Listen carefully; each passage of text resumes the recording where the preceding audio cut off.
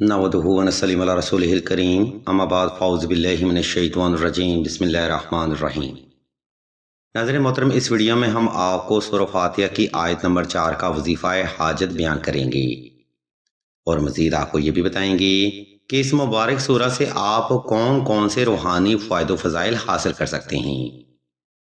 عزیزان محترم، سورہ فاتحہ کو سورہ حمد بھی کہتے ہیں کیونکہ اس سورہ میں انسان اللہ کی ذات مبارکہ کی نہ صرف حمد و ثنا بیان کرتا ہے بلکہ اللہ کی ذات سے مدد بھی مانگتا ہے اور مزید ان لوگوں کا رستہ بھی طلب کرتا ہے جن پر میرے مالک کی ذات نے انعام کیا تھا۔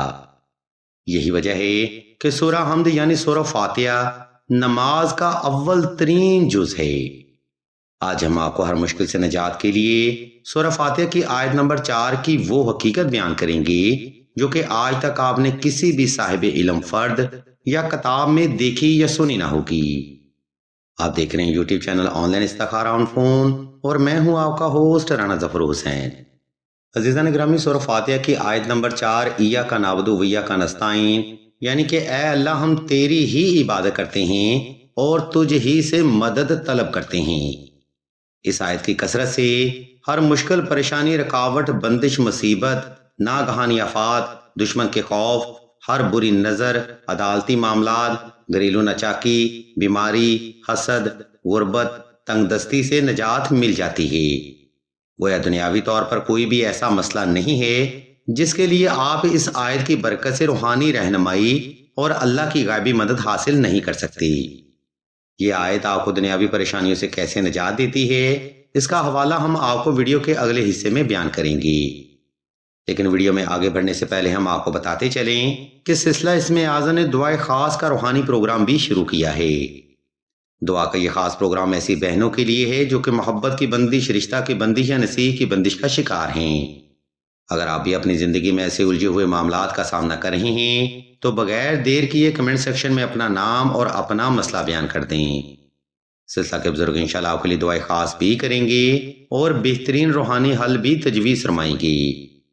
عزیزان گرامی، سورہ فاتحہ کی آیت نمبر 4 کا وظیفہ آپ نے اللہ کی غیبی مدد حاصل کرنے کے لیے دور کا صلاۃ الحاجت، نفل اور حسب تفیق صدقہ سے ہی شروع کرنا ہے۔ یہ نوافل آپ نے اپنی جائز حاجت کی نیت سے ادا کرنے ہیں اور صدقہ حسب استطاعت صاحب ضرورت کو ہی دینا ہے۔ صدقہ دیتے وقت اس بات کا خاص خیال رکھا جائے کہ جس انسان کو آپ صدقہ کر رہے ہیں وہ انسان صدقہ کا صحیح حقدار ہونا چاہیے۔ نمبر 2، سورہ فاتحہ کی آیت نمبر 4 کا وظیفہ آپ نے خاص تنہائی میں کرنا ہے تاکہ آپ کی توجہ اپنے مقصد سے غافل نہ ہونے پائے۔ نمبر 3، سورہ فاتحہ کی آیت نمبر 4 کا وظیفہ آپ نے صاف ستھرے کپڑے پہن کر اور خاص خوشبو لگا کر ہی کرنا ہے۔ کوشش رہے دوران وظیفہ وہ خوشبو پاس رکھی جائے اور ہر بار ضرورت پر صرف وہی خوشبو استعمال میں لائی جائے۔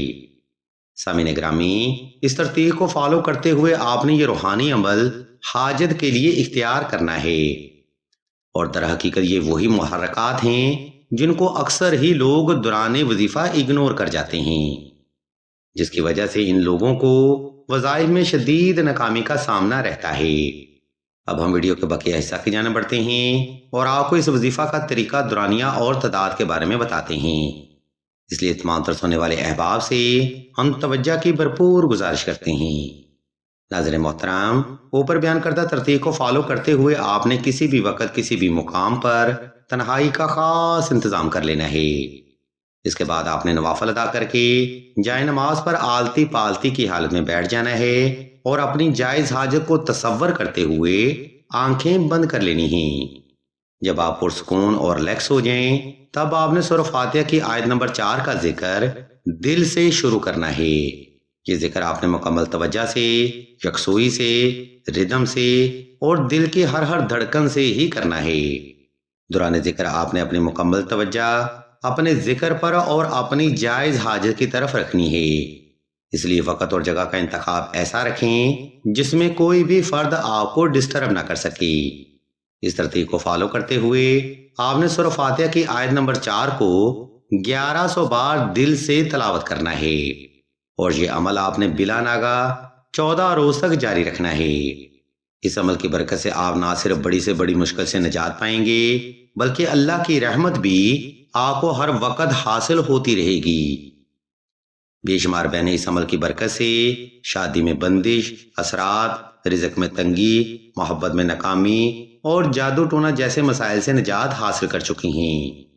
اس وظیفہ سے آپ نہ صرف ان مسائل سے نجات پا سکتے ہیں بلکہ آپ اس وظیفہ سے استخارہ بھی بآسانی کر سکتے ہیں۔ سلسلہ نے اس استخارہ کا ویڈیو لنک بھی اسی چینل پر اپڈیٹ کیا ہے، جس کا لنک ہم ویڈیو کی ڈسکرپشن میں مینشن کر دیتے ہیں۔ آپ حسب ضرورت اس ویڈیو لنک کو بھی وزٹ کر سکتے ہیں۔ الغرض ناظرین کرام، اس ویڈیو پوسٹ میں ہم نے آپ کو سورہ فاتحہ کی آیت نمبر 4 کا وظیفہ مکمل وضاحت کے ساتھ بیان کر دیا ہے۔ اگر آپ کو ہماری یہ علمی کاوش پسند آئے تو ہمارے اس چینل آن لائن استخارہ آن فون کو سبسکرائب کر کے گھنٹی کے آئیکن کو پریس کر دیں اور آل کے نوٹیفیکیشن کو بھی لازمی دبا دیں تاکہ حصول علم کے لیے کوئی بھی روحانی پروگرام آپ سے مس نہ ہو سکے۔ ہم اللہ کے حضور دعا کرتے ہیں کہ تمام مسلمانوں کو اپنے حفظ و ایمان میں رکھیں اور تمام مسلمانوں کے تمام نیک اور جائز حاجات کو صدقہ محمد و آل محمد کی نسبت سے جلد پورا فرمائیں۔ آمین ثم آمین یا رب العالمین۔